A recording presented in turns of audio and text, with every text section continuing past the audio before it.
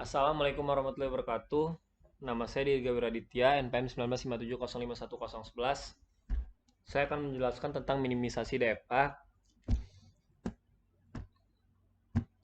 Yang pertama, pengertian minimisasi DFA. Yang kedua, contoh metode filling table. Yang ketiga, metode partisi. Yang keempat, langkah-langkah metode partisi. Dan yang terakhir ada pembahasan kuis. Pengertian minimisasi DFA.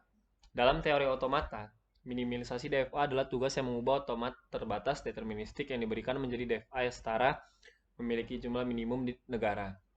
Di sini, dua DFA disebut setara jika mereka mengenali bahasa reguler yang sama. Selanjutnya, reminder. Yang bisa kita lakukan hanya bentuk DFA. Jikalau masih dalam bentuk NFA, kita harus ubah dulu ke bentuk DFA. Atau DFA ekivalen. Nah, selanjutnya metode filling table. Contoh gambar ada di sini. Yang pertama, pisahkan non-final state dan final state. Non-final state 1 dan 3. Final state 2. Masukkan input ke setiap state seperti di bawah. Jika ada lebih dari satu state yang mengarah ke state yang sama, jika diberi input yang sama, maka dikatakan indistinguishable. Langkah-langkahnya, yang pertama pisahkan non-final state dan final state. Non-final state 1 dan 3. Final state 2. 2. Masukkan input ke setiap state yang seperti di bawah. Jika ada lebih dari satu state yang mengarah ke state yang sama, jika diberi input yang sama, maka dikatakan indistinguishable. State 1 dan 3 dikatakan indistinguishable karena jika diberi input A dan B, akan mengarah ke state yang sama. Final state. Yang ketiga, buat tabel minimalisasi. Caranya, buat tabel dengan kolom sesuai jumlah state 1 dan baris sejumlah state 1.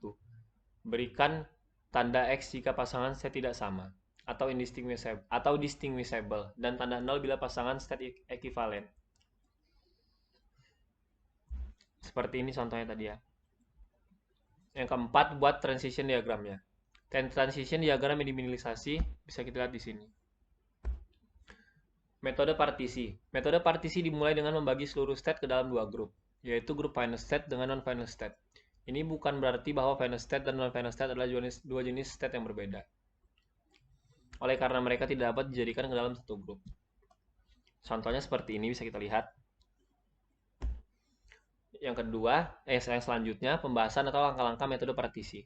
Berikut ini adalah fungsi transisi DFA di atas. Di sini, state A sampai dengan H adalah non-final state, sedangkan sisanya 1 merupakan final state. Sehingga kita mempunyai grup 1 yang berisi state A dan H, dan grup 1 berisi state I. Selanjutnya, langkah berikutnya adalah melakukan pengecekan apakah fungsi transisi dari state di setiap grup memiliki arah tujuan yang seragam. Jika state sudah memiliki arah yang sama, maka tidak perlu dilakukan partisi lagi. Dan ini berarti bahwa state di dalam grup yang sama terdapat di-merge menjadi satu, diminimalisasikan menjadi satu, state saja. Akan tetapi jika state-state di dalam sebuah grup memiliki fungsi transisi yang berbeda, maka akan dilakukan partisi kembali, yaitu dengan memecahkan state yang berbeda tersebut ke dalam satu grup yang baru lagi. Hal ini dikarenakan kedua state tersebut memiliki fungsi transisi yang berbeda, sehingga tidak dapat diminimalisasikan menjadi satu state saja. Pada contoh ini, lakukan pengecekan terhadap fungsi transisi dari masing-masing state. Apakah menuju ke grup 1 atau ke grup 2? Berikut adalah tabel hasil partisi yang pertama. Bisa kita lihat di sini. Dapat dilihat bahwa transisi yang ada di dalam grup 1 tidak semuanya mengarah pada grup yang sama. Contohnya di sini adalah state F, G, dan H yang mempunyai transisi berbeda dengan A, B, C, D, dan E. Oleh karena itu, pada langkah berikutnya, grup ini akan dipartisi kembali menjadi grup yang lebih kecil lagi, dan dilakukan pengecekan kembali fungsi transisi dari setiap state ke grup yang baru dibentuk. Hasil dari partisi yang kedua dapat dilihat pada tabel di bawah ini. Partisi yang kedua menghasilkan 4 buah grup dan di dalam grup 1 terdapat state yang tidak searah fungsi transisinya, yaitu state E. Bisa kita lihat di sini. Sehingga kita perlu melakukan partisi lagi. Hasil dari partisi yang kedua dapat dilihat pada tabel di bawah ini. Hasil dari partisi tabel saat ini masih memiliki grup dengan fungsi transisi yang tidak searah, yaitu state A berbeda dengan state B, C, dan D. Oleh karena itu akan dilakukan partisi kembali. Dan hasilnya dapat dilihat pada tabel berikut. Setelah dilakukan partisi, maka akan dilakukan pengecekan kembali untuk setiap fungsi transisi pada setiap grup tersebut. Jika semua state dalam grup sudah seragam, maka berarti partisi telah selesai dilakukan dan state yang memiliki arah yang sama di dalam grup yang sama berarti dapat di-merge menjadi satu state saja. Contoh, state B, C, dan D memiliki arah transisi yang sama.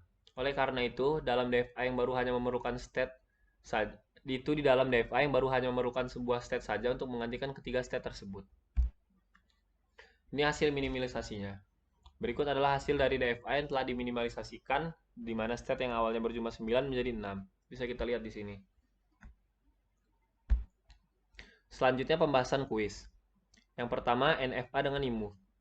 Soal 1. Tentukan enclosure setiap state. Enclosure setiap state, closure A, B, dan C bisa kita lihat di sini. Nah, yang pertama, yang kedua soal 2 ekuivalensi NFA dengan IMU. Pembahasan buat table transisi seperti di bawah ini. Dan yang kedua kita tentukan closure-nya. Yang ketiga, tentukan fungsi transisi baru.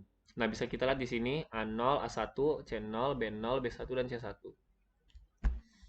Selanjutnya buat table transisi NFA tanpa imove berdasarkan langkah tersebut ini. Hasil set akhirnya seperti ini. Dan digambar kita lihat seperti ini. Soal ketiga, ekuivalensi NFA. Yang pertama, pembahasannya kita buat table transisi seperti ini dan tentukan closure-nya. Selanjutnya, tentukan fungsi transisi baru. Bisa kita lihat juga di sini seperti ini. Dan yang keempat, buat table transisi NFA. Nah, bisa kita lihat di sini. Dan soal keempat, reduksi state. Tahap-tahap yang dilakukan untuk reduksi jumlah state adalah, yang pertama, tidak ada state yang tak dicapai dari state awal. Yang kedua, catat state-state yang distinguishable sebagai berikut. Pasangan A, E, B, E, C, E, dan D, E. Dicatat dari A, B, C, D, E, F, dan selanjutnya. Nah, tentu yang ketiga, tentukan pasangan set lain, seperti yang ada di bawah ini. Bisa kita lihat. Nah, yang keempat, periksa semua pasangan state. State-state yang distinguishable dan state-state yang indistinguishable. Yang kelima, Q1 indistinguishable, C indistinguishable dengan D, maka B, C, D saling indistinguishable dan dapat dijelaskan dalam satu state. Yang keenam, gambar akhir setelah direduksi, seperti ini. Terima kasih. Assalamualaikum warahmatullahi wabarakatuh.